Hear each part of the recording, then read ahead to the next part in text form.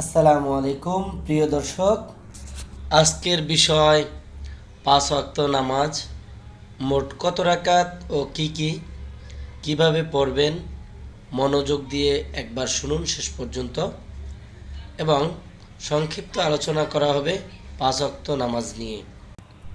বিশেষ করে যারা নতুন নামাজ শিখতে চান বা শিখবেন, অবশ্যই আমাদের পরবর্তী ভিডিওতে নামাজের প্র্যাকটিক্যাল ভিডিও দেওয়া আছে, দেখতে পারেন।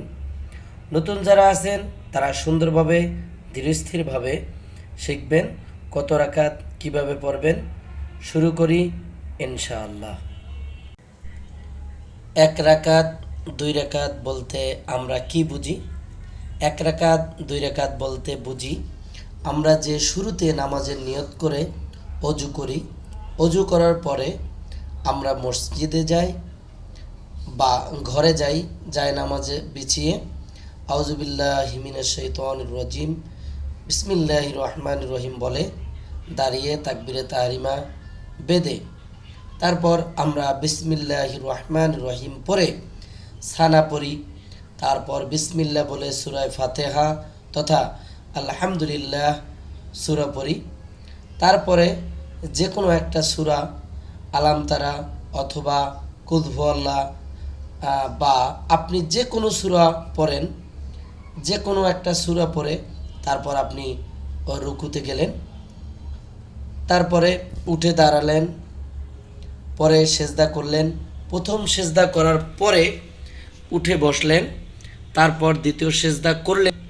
দ্বিতীয় সেজদা করা শেষ মানে আপনার 1 রাকাত নামাজ শেষ। এটার নামই হচ্ছে রাকাত। মানে 1 রাকাত যদি আপনি পড়তে পারেন তাহলেই আপনি 2 রাকাত 3 রাকাত 4 রাকাত নামাজ আদায় করতে পারবেন। তো বন্ধুরা, রাকাত আপনারা বুঝতে পারলেন কিভাবে হয়। এখন আমরা দেখব কোন নামাজ কত রাকাত। ফজরের নামাজ। ফজরের নামাজ মোট 4 রাকাত, 2 রাকাত সুন্নত, 2 রাকাত ফরজ। দ্বিতীয় ওয়াক্ত জোহরের নামাজ। জোহরের নামাজ মোট 12 রাকাত, 4 রাকাত সুন্নত, 4 রাকাত ফরজ, 2 রাকাত সুন্নত, 2 রাকাত নফল। 3 নম্বরে আসরের নামাজ। আসরের নামাজ মোট 8 রাকাত, 4 রাকাত সুন্নত, 4 রাকাত ফরজ। অবশ্যই মনে রাখতে হবে আমরা কেউই ফরজ নামাজ ছাড়া যাবে না, কারণ এটা আল্লাহ আবশ্যক করেছে এবং সুন্নতে মুআক্কাদাও আমাদের পড়তে হবে আবশ্যক। 4 নম্বর ওয়াক্ত মাগরিবের নামাজ।